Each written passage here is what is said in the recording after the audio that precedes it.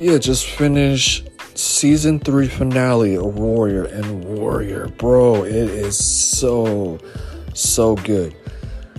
Not gonna spoil anything, but if you haven't seen it yet, you need to watch this. If you're looking for good drama, something good to binge watch, check this out. Use the hashtag Warrior on your social media. Let Max know that we need another season, another like 5 seasons of this show. It's that good. If you're looking for something, characters you can get invested in, movie quality action that doesn't cut away because the actors can actually, fight and stuff for real. Like they actually show the action. If you need something like that, enjoy stuff like that, definitely check out Warrior on Max as soon as you can and tell your friends about it. Again, not gonna spoil anything, but the stuff that happened, like even like minor characters that you probably may not have as much interest in, even their stories are like, wow, I didn't know they'd go in that direction in a good way. Like the mayor of San Francisco, like, man, his whole like subplot, like, it's crazy, especially the woman is his fiance. And then you got I should know this because I just watched it not too long ago. I'm terrible with names. And you got Leary, right? Going from politics and using his knowledge from being a gangster and a little bit from politics to get into a slightly different line of work. I'm trying my best not to spoil things. Man, this season finale is heartbreaking. Like, folks fighting against each other and like folks making their returns, like it is crazy. But definitely could tell that season 3 is meant to set up a bunch of stuff. So this definitely, if you thought season 2 wouldn't be the series finale, right? Season 3 is definitely not a series finale. Hopefully you get another season, because man, I can't sing his praises enough.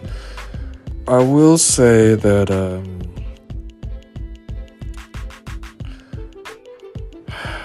it is they do need to resolve what happened with the Penny and her sister, whose name I can't remember, that got thrown into the hospital at the end of season 2. They really got to resolve it. I know that they couldn't return just because of there's such a big time gap between season 2 and season 3 that they couldn't come back because they had other commitments. But hopefully they're able to be brought back and they can resolve their characters. Not really sure where you would go with them, and that's not really a spoiler because they're not in the season. In season 3, there's like a very, very short mention, but beyond that, man, it's definitely a lot of heartbreak. It's great. Check out Warrior on Max as soon as you can, because it is dope.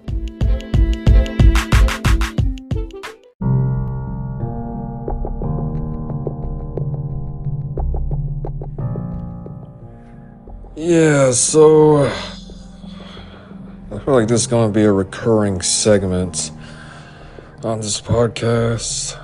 These anti-Asian attacks that continue to go down despite media coverage going down. So in New York, 51-year-old Sue Young and her family from Nevada, they were attacked by a 16-year-old girl and I believe like 1 or 2 friends of hers as well. They attacked this family. Sue Young was with her husband and I believe her 2 daughters. And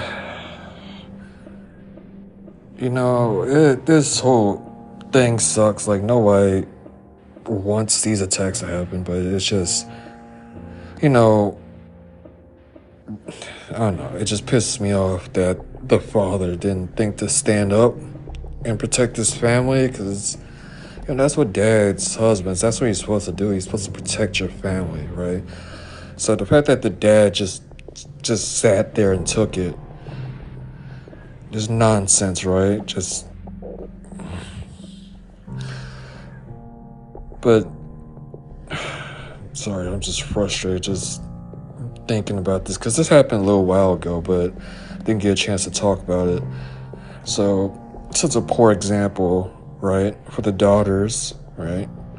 That stereotype of, or that history of Asian men being emasculated. It's because of dumb stuff like this, not just like, anti-Asian racism in media and movies and stuff.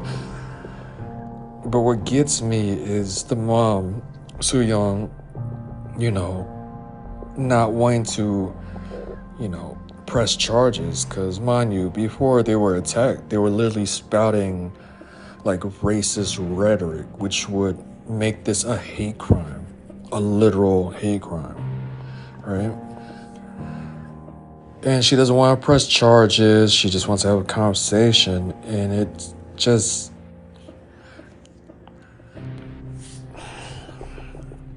it sets a really, really poor example for everyone involved, It shows the attackers like, hey, there's no consequences for attacking Asian people unprovoked, right?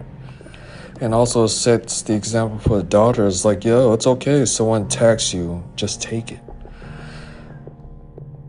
And I get that they're young, right, the attackers. But, it doesn't take a genius to figure out, like, hey, spin racial epithets at people, racial slurs, and then physically assaulting people just randomly. That's not okay. It doesn't take a genius to figure that out. So this is just a huge L for those parents. Because obviously that L for the attackers, because, if you're just attacking random people that's already dumb. But if it's racially motivated, like, I can't imagine, like, the attackers' families, like... But, man, I just feel for those daughters, because those daughters deserve better parents. A dad that actually has some balls and isn't a coward. And a mom that isn't comfortable with being attacked in front of their own children. Like, Asian folks, we gotta do better, because clearly no one's really gonna stand up for us. That Asian hate crime bill really hasn't done much, apparently, because these hate crimes are still happening. All I gotta say is we gotta get that self-hate, that internalized racism out of here. Like, holding racists accountable, holding people that commit hate crimes and assaults and robberies accountable isn't anti another group. It's literally just being anti-racism. And Asian Americans, we gotta get better at calling that stuff out and standing up for ourselves, because we don't deserve any of that.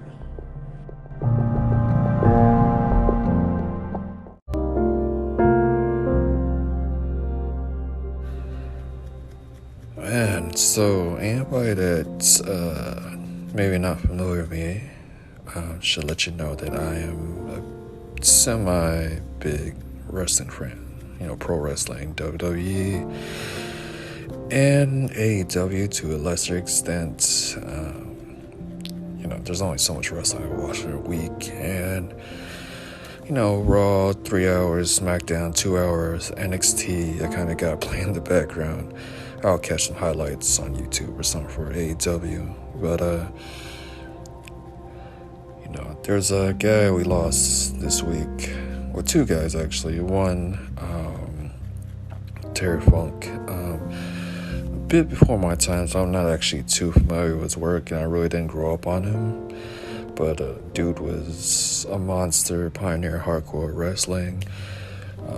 Lived a long life, which is surprising, just the amount of bumps and stuff pro wrestlers generally take, just the wear and tear. So, he'll definitely be missed. The other guy, Wyndham Rotunda, better known as Bray Wyatt, passed away unexpectedly at age 36. Jeez, I am not too far from that, and as much as what happened to me was awful, I can't imagine, someone close to me, myself, dying that young. It sucks. As a fan, dude clearly had so much more to give. Could have been this generation's Undertaker with just the amount of creativity and just commitment to his character. Dude was providing stuff. And it's a shame, he had a great storyline that I think really didn't play out long enough. I figure could have been something really cool. How it's so Uncle Howdy thing.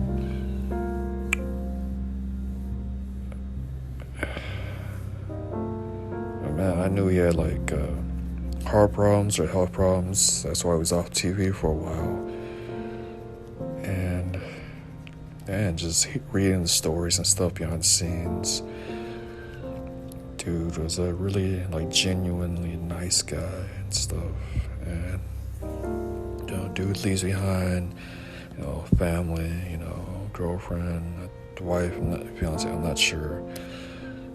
Just been a lot, and a few kids, and it sucks, because man, no kid deserves to be without their father. Definitely my condolences, for them, family, and just fans of him and pro wrestling in general.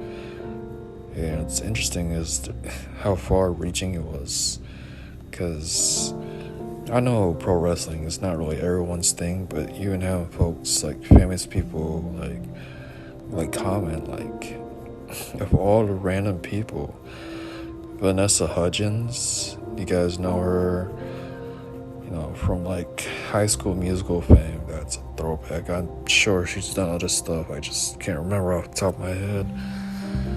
She even tweeted that, she was looking forward to seeing him come back and what his next move would be. And that's such an unexpected thing, just because, pro wrestling has its stereotype like everything else as far as what kind of fans and stuff. So it just goes to show how creative and how far reaching his work, reached out on TV and stuff.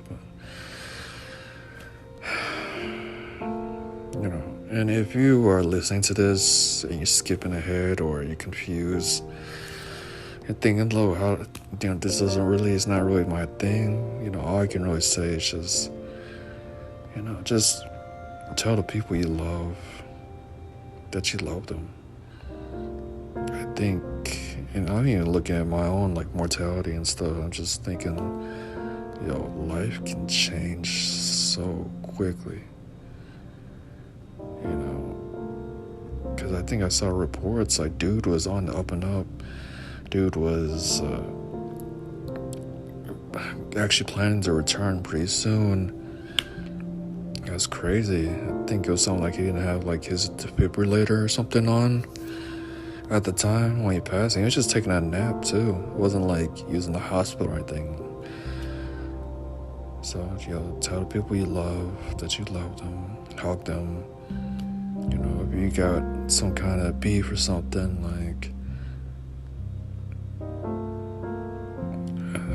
it's hard to imagine too much stuff that can go down between folks that's bigger than you telling family, friends, loved ones that, you love them. Pro wrestling fans, if you are listening to this, I know they're doing a sale on WWE's website, all merch sales of Bray Wyatt, Wyndham Rotunda's merch. All the proceeds are going to his family, which I presume, they'll need in the long haul. So if you can, show them love and keep them in prayer.